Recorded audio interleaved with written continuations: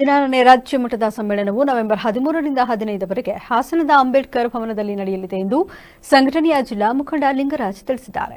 ಅರಕಲಗೂಡಿನಲ್ಲಿ ಸೋಮವಾರ ನಡೆದ ಪತ್ರಿಕಾಗೋಷ್ಠಿಯಲ್ಲಿ ಮಾತನಾಡಿದ ಅವರು, ಸಮ್ಮೇಳನದಲ್ಲಿ ಕಾರ್ಮಿಕರ ಪ್ರಮುಖ ಸಮಸ್ಯೆಗಳ ಕುರಿತು ಚರ್ಚೆ ನಡೆಯಲಿದೆ. ಮುಖ್ಯವಾಗಿ ಮಾಸಿಕ 36,000 ಕನಿಷ್ಠ ವೇತನ, 10,000 ಪಿಂಚಣಿ, ಉದ್ಯೋಗ ಹಾಗೂ ಸಾಮಾಜಿಕ ಭದ್ರತೆಗಾಗಿ ಒತ್ತಾಯ, ಕರಾಳ ಕಾರ್ಮಿಕ ಸಂಹಿತೆಗಳಿಗೆ ವಿರೋಧ ಮತ್ತು ಸಮೃದ್ಧ ಹಾಗೂ ಸೌಹಾರ್ದ ಕರ್ನಾಟಕ ನಿರ್ಮಾಣದ ಉದ್ದೇಶವನ್ನು ಇಟ್ಟುಕೊಂಡು ಸಮ್ಮೇಳನ ಆಯೋಜಿಸಲಾಗಿದೆ ಎಂದು ವಿವರಿಸಿದರು. ಆದ್ಮೇಲೆ ದೇಶದ ಅತ್ಯಂತ ದೊಡ್ಡ ದುಡಿಯುವ ಜನರ ಕಾರ್ಮಿಕ ಸಂಘಟನೆಯಾದ CITU, centre of Indian trade unions ಅಂತ ಕರೀತೀವಿ, ಅದರ 16ನೇ ಕರ್ನಾಟಕ ರಾಜ್ಯ ಸಮ್ಮೇಳನ ಹಾಸನದಲ್ಲಿ ಇದೇ ನವೆಂಬರ್ 13, 14 ಮತ್ತು 15ನೇ ತಾರೀಕು ನಡೀತಾ ಇದೆ.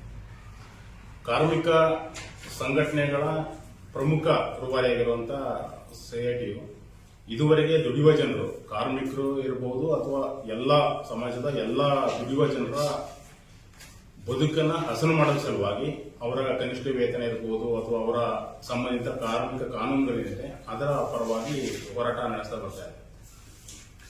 CITU ಕೇವಲ ಕಾರ್ಮಿಕರ ಸಂಬಳ ಜಾಸ್ತಿ ಮಾಡಿಸೋದು, ಅವರಿಗೆ ಸೌಲಭ್ಯ ಕೊಡಿಸೋದು ಅಷ್ಟೇ ಮಾಡ್ತಾ ಇಲ್ಲ, ಜೊತೆಗೆ ಕಾರ್ಮಿಕರ ಜೀವನ ಸುಧಾರಣೆಗೆ ಏನೆಲ್ಲ ಆಗಬೇಕು ಅಂತ ಎಲ್ಲ ಅಂಶಗಳನ್ನ ಇಟ್ಕೊಂಡು ದೇಶಾದ್ಯಂತ ಕೆಲಸ ಮಾಡ್ತಾ ಇದೆ. ಸಮಾಜದಲ್ಲಿ ಎಲ್ಲಾ ವಿಭಾಗದಲ್ಲಿ ಯಾವ ದುಡಿಯೋ ಜನ ಇದ್ದಾರೆ ಆ ಎಲ್ಲರೂ ಕೂಡ